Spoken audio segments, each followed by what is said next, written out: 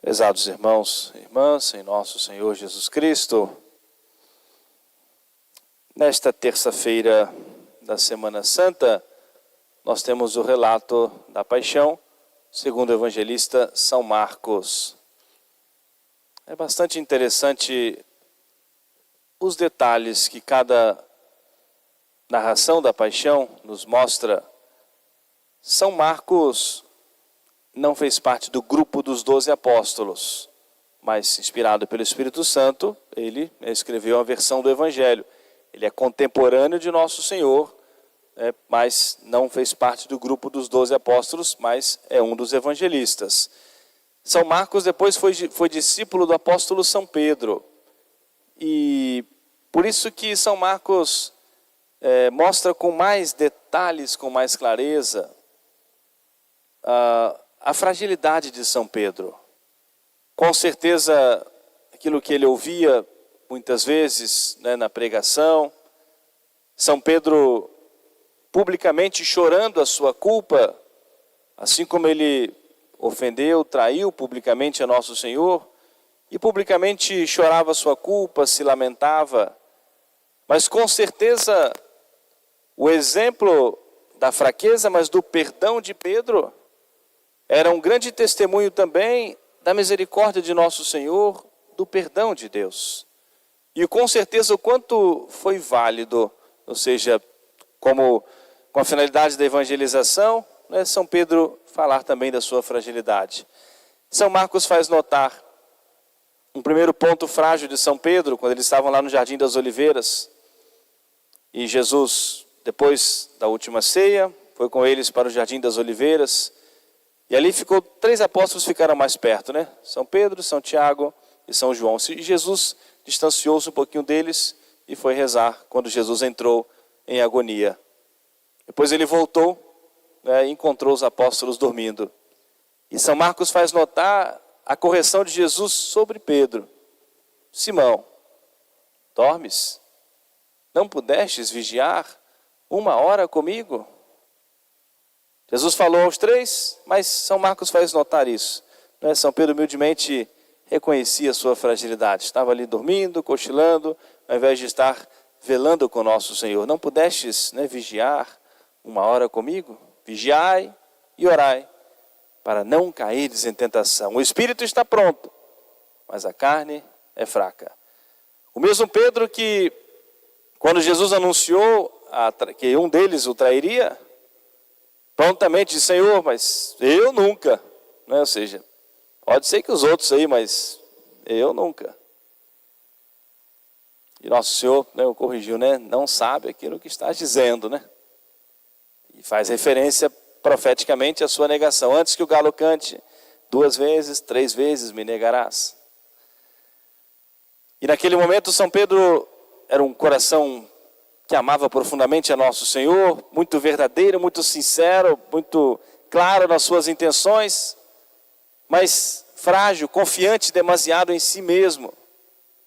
Por isso Nosso Senhor disse a ele, o espírito está pronto, mas entenda isso, que a carne é frágil e precisa cuidar. Vigiai e orai, para que não entreis em tentação. Segue depois em um momento da traição, Judas vem beijar falsamente o rosto de Nosso Senhor. Não era demonstração de nenhuma amizade, mas era o sinal para que os soldados prendessem Nosso Senhor. São Pedro prontamente vai tirar a sua espada e vai atacar o soldado e cortou a orelha direita do soldado. E Jesus disse: não é essa a defesa que eu quero. Foi lá, curou aquele homem, como São Lucas vai dizer na versão de amanhã, esse detalhe no Evangelho de São Lucas. Jesus vai curar a orelha daquele homem, daquele soldado. Não é pela espada que nós venceremos. E depois nós temos esse momento tão triste na vida de São Pedro, mas de tão grande proveito e ensinamento para nós, que é a traição de Pedro. 1 vez, 2 vezes, 3 vezes. Se coloca numa circunstância, numa ocasião de pecado, não foge da ocasião de pecado. Teve aquele momento de fragilidade, de fraqueza, respeito humano, vergonha, medo. Uma empregada que estava ali no pretório, né, de Pilatos, né, começou a falar com ele: você também se parece com os discípulos de Jesus. Se parece com ele. E que referência bonita, né? Se alguém disser para nós que você se parece com um cristão, com um católico, sua atitude parece ser de um bom católico. Em outras palavras, estava dizendo para Pedro: você até se parece com ele, você certamente é um deles.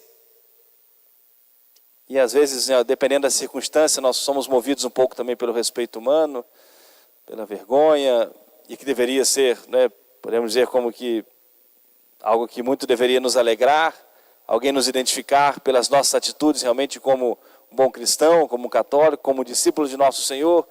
E Pedro fraquejou: não sei o que dizes. E se afastou, mas não de tudo. Ficou ali no entorno para ver o desenrolar daquilo. Começou a se retirar e o abordaram uma segunda vez. Mas já te vi lá no meio dele, junto com ele. Não, aí o pecado foi aumentando, né? Não saiu da circunstância, não saiu da ocasião, e aquilo foi aumentando. E começou a praguejar. E depois, né, uma terceira vez, chegou a jurar: eu nunca vi, eu não conheço esse homem. Tomando testemunho de Deus, jurando que ele não conhecia Jesus. Aí entra o olhar misericordioso de nosso Senhor sobre ele, né, e sobre nós. E é sempre muito significativo para nós, dentro da Semana Santa, nós fixarmos nesse encontro, nesse olhar de nosso Senhor sobre Pedro. Jesus passava nesse momento entre as suas idas e vindas, sendo arrastado, condenado para um lado e para o outro. E olhou para São Pedro. São Pedro acabara de dizer: eu juro, né? Juro que eu não conheço esse homem. Mesmo à distância, o olhar de nosso Senhor penetrou no olhar de Pedro e penetrou no mais profundo da sua alma. E não precisou nem dizer nenhuma palavra, né? Como quantos relatos a gente ouve, às vezes, né, as pessoas as mais antigas dão esse testemunho, né? O pai e a mãe olhavam assim, não precisava nem dizer nada, né? Já o olhar já dizia toda que tinha que mudar o seu comportamento, a sua atitude. Era o olhar, né, do pai, da mãe sobre uma criança. O olhar de nosso Senhor, não precisava dizer nenhuma palavra. Mas quanto isso significava para Pedro? Mas como que não me conhece? Jesus já havia prometido a São Pedro, dito a ele que ele seria aquele que governaria os apóstolos, daria a ele a chave do reino dos céus. Já havia feito milagres em nome de nosso Senhor, expulsado os demônios. Ele que levantou, bradou em alta voz: Senhor, ainda que todos vos traiam, eu jamais vos trairei. Que levantou a espada para defender nosso Senhor naquele momento da traição de Judas, mas teve aquele momento de fraqueza. Mas não é o foco da nossa reflexão, não é propriamente a fragilidade de Pedro, mas a misericórdia do Senhor. E a abertura do coração e a confiança de São Pedro nesse Jesus que perdoa. O Evangelho diz que Pedro saiu e rompeu, né, em soluços, chorou amargamente, diversas traduções. E a tradição da igreja nos diz, os relatos, que São Pedro, durante toda a sua vida, sempre que ele ouvia o canto do galo, pela madrugada, se lembrava das palavras de nosso Senhor, se lembrava do seu pecado, se levantava e chorava, a ponto de marcar no seu rosto, não é, ou seja, as lágrimas que todos os dias, não é, brotavam nos seus olhos, um verdadeiro e sincero arrependimento. E ele sabia que nosso Senhor o perdoaria, por mais grave que fosse o seu pecado, por mais dura que fosse a sua traição, a sua negação. Ele tinha certeza do perdão de nosso Senhor.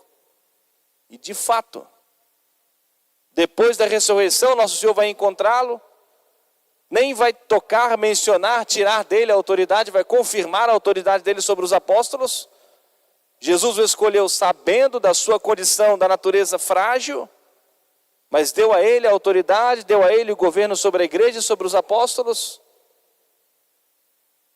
E aquelas palavras tão profundas de nosso Senhor, que Jesus disse a Pedro: Pedro, eu rezei por ti, Nosso Senhor suplicando ao Pai por ele, para que ele se arrependesse, para que ele se convertesse, para que ele fosse fiel.